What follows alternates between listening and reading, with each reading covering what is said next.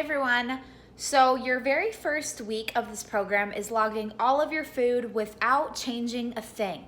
You just eat like you normally would any other day, except we are going to be tracking everything that you eat in MyFitnessPal.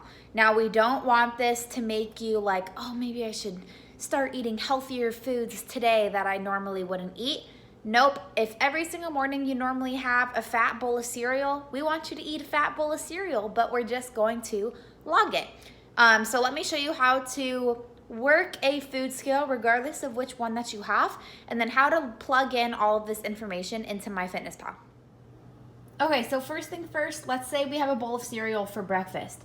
So here my food scale is off, and you can see here, if I turn it on,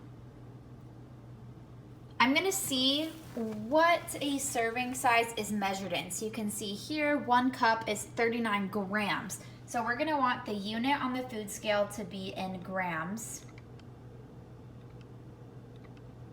Let's change that to grams. So now once I put the bowl onto the scale, you can see it's saying that the bowl weighs about 64 grams. So we wanna zero that out. That way we're not counting the weight of the bowl. Now I'm just going to mindlessly pour how much Reese's Puffs I would normally eat if I was just a regular day. I'm gonna pour my bowl of cereal. Sounds about right. Okay, 78 grams of Reese's Puffs. So now let's log that in MyFitnessPal. All right, so we're going to type in Reese's Puffs, or even just scan the barcode on the box. A serving size of 39 grams, we are having almost 2 servings of Reese's Puffs. So that's what we're going to log in MyFitnessPal. We're gonna make sure that it says exactly how much we're eating, 78 grams, or we could just round that up to 80 and just say we're eating about 2 cups of Reese's Puffs. Add a couple grams more on and call it good. All right, so now I'm adding the milk onto my cereal. So of course we do not want to count the weight of the Reese's Puffs. So I'm gonna zero out the scale. And then I'm going to look at the unit that my milk is, and we see that it's in milliliters, or you could convert that to ounces. So 240 milliliters is the same thing as an 8 ounce, or 1 cup is 8 ounces. So I'm just gonna change this to milliliters. And then you would pour in however much milk you want, and then see how many servings of almond milk is that. So you might have to do a little measurement conversion and see, maybe you ate 1.5 servings, or maybe you just poured 2 cups or 2 servings of almond milk. So then you would plug that into your MyFitnessPal. All right, so now maybe it's lunchtime and I usually get Chick-fil-A for lunch, or you know what, I just wanted Chick-fil-A and I ordered a regular Chick-fil-A sandwich with medium waffle fries. So a lot of restaurants, any fast food place really, has their items listed in a nutritional guide on their website, and a lot of them are already in MyFitnessPal. So if I go to add food, I can just type in Chick-fil-A. Mine is automatically popping up because it's already been in there, but I'm just gonna type in Chick-fil-A sandwich, and here, boom.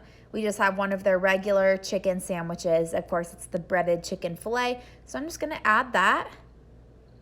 And then I also had Chick-fil-A fries. And here we got waffle fries, 1 order of medium waffle fries. All right. We also cannot forget to log the calories that we are drinking.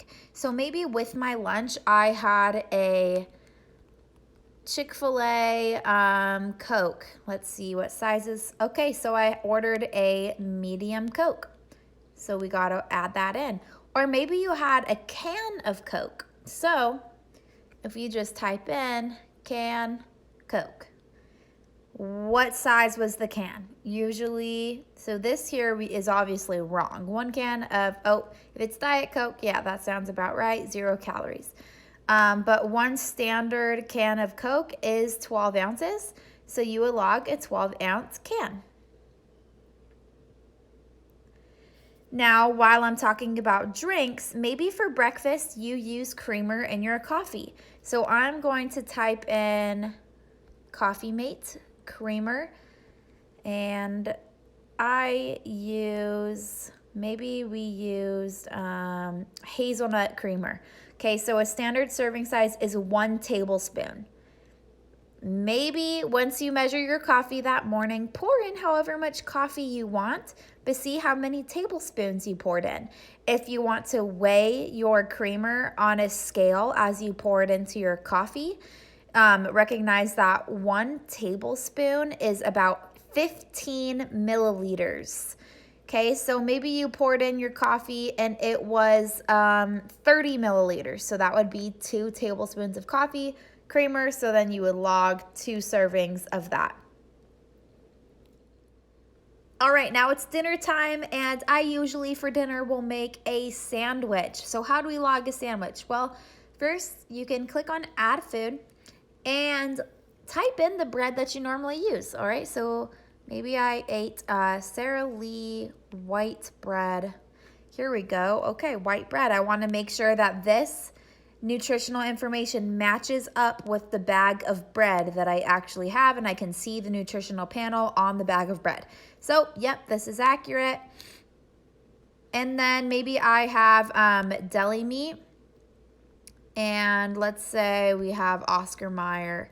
So Oscar Mayer, deli meat, and I use turkey. So, of course, you want to, on a scale, weigh out how much turkey you want to put on your sandwich. Is it 2 ounces or is it 3 ounces? So once you measure it, I would definitely say I would probably put about 3 ounces on there. So if I measured 3 ounces, then I could click 1.5. You can make sure that it says, okay, 3 ounces right there. And I also want to comment that you saw that green little check mark. That means that that is the actual nutritional information that is certified by the company. So anytime we see that green check mark, that's the one that we're going to want to use. Now, I also ate a slice of cheese. So of course, if you knew the brand off the top of your head, you could either scan the barcode on the cheese that you used or typed in the brand. So I used a cheddar cheese slice of Tillamook, hypothetically. So I'm going to click on that. And you know what? Who goes for 1 slice of cheese? On a regular day, I'd have 2 slices of cheese in there. So I'm going to add 2 slices. All right, now what about mayonnaise? So I'm just going to type in mayo. And I used Heinz mayo, 15 grams, so that's 1 tablespoon of mayo. Or maybe I own light mayo and I have that in the house, so you know what, I'm going to use some light mayo. 1 tablespoon, 35 calories. Again, you're going to want to check to see that that nutritional information matches up with the container of mayo that you're using. And I'm going to click add. All right, now tomato. So I'm going to type in tomato. Here we have, by the USDA, it's always best for fruits and vegetables to find USDA because that means it is certified actual nutritional information. And of course, if you're not really seeing anything, it's like 1 tomato. Okay, well, tomatoes are all different sizes. So we're gonna wanna get as detailed as possible with the grams. So I'm gonna type in tomato grams. Here we go. Okay, so tomato, 100 grams.